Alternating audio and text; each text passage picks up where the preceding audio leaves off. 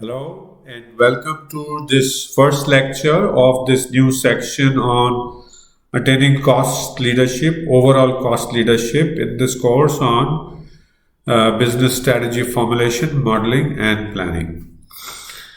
So, the purpose of this section is to help you understand in depth how to attain overall cost leadership as one of the strategies, comparative ways to compete to formulate winning business strategy, model, and plan. And in this lecture, you will learn specifically the value chain cost analysis, which is the cornerstone, which is the backbone of achieving the overall cost leadership. So, what do you think? How can you create overall cost leadership? What are your thoughts?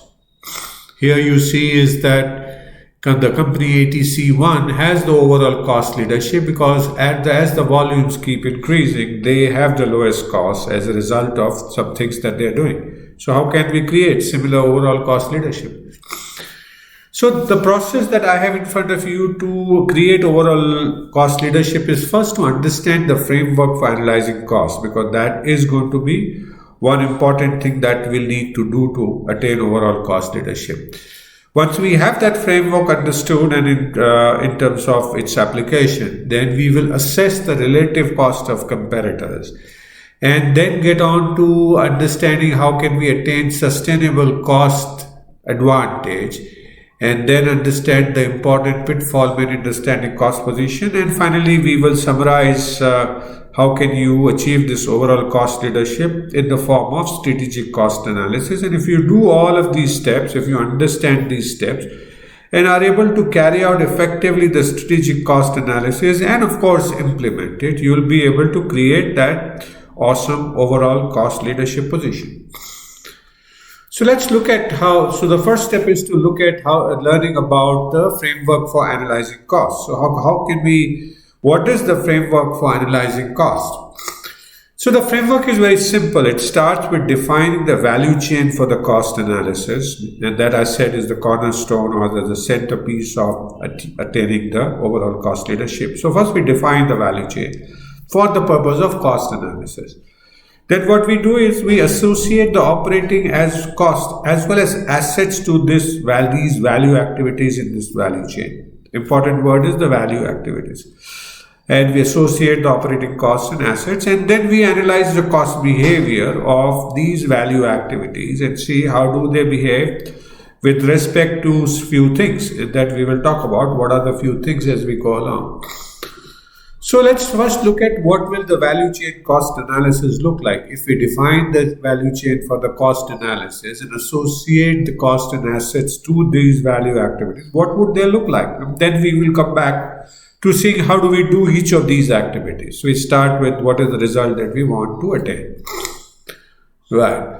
So this is how it will look like. There will be two parts of this value chain cost analysis. One will be relating to operating cost value chain analysis, and second will be the asset value chain analysis. And let's look at each of these in a little more detail. So let's look at the operating cost first. And this, as you see on your screen, includes, we have a value chain going from left to right, in which as at the bottom that you see is we start with inbound logistics. Then we have operations carried out on the materials, and then outbound logistics and a service, and then finally we get our money, our margins to make some profits in the business. So we assign the cost in line with as per these slices on the horizontal side. On the vertical side, we slice the cost into, we identify human resources cost, which are the firm infrastructure costs. We define the procurement costs, including technology development cost. So these are the 4 or 5 costs that we identify, and some of them may run across the value chain of the company, right from inbound logistics to the margins, and we allocate it across the value chain. Some may be very specific costs to each of these, like inbound logistics, operations, and outbound logistics, and we assign accordingly. Like here you see the 40% of the cost has been assigned to the purchasing cost operations, right? And 27% is to human resource cost and operations. The outbound logistic cost, inbound logistic cost is 3% that we have not split across the functions. And similarly, outbound logistic cost is about 1%, and similarly, there's marketing and sales cost of 6%. So the overall cost of the value chain of the business that you see is split across in these dimensions to give an idea, and that this tells us that the largest chunk of cost is in the operations, in the purchasing costs, and we know where to look for in terms of detailing the cost as well as identifying opportunity for cost optimization. The second largest cost is the human resources, the people in operations again, right? And that also gives us where to look for the cost.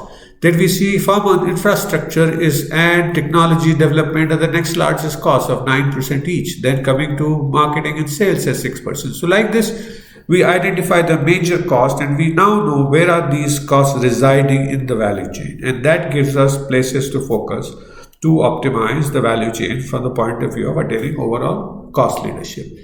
Second thing, similarly we do for the assets, and in which again we use the same model of inbound logistics to operation to outbound logistics in marketing, sales, service, etc. And we go by the functions, right, from firm infrastructure to human resources to technology and procurement, anything else. And we allocate the total cost and we analyze where are the largest costs. And here again we see that the operations human resources cost is fixed assets. So there are liquid assets and fixed assets. The fixed assets in operations are the largest fraction of our total assets, followed by, let's say, the 16% of assets are in the firm infrastructure, followed by 16%. The 15% are in outbound logistic costs in liquid assets. The 5% are in the fixed asset in outbound logistics. Marketing has a very little comparatively assets utilized. So we now know where are the assets utilized in our value chain, and then we can focus on how to optimize or minimize the asset utilization in the value chain accordingly. So this is how the value chain cost analysis will look like. So what do we do in the next module?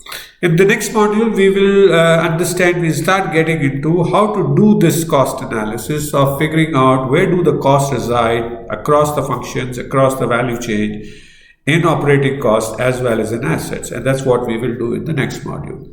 So thank you so much for watching this first lecture of attaining overall cost leadership in this course on business strategy formulation, modeling and planning. I hope you're beginning to learn something new, beginning to enjoy, and I look forward to see you again in the next lecture.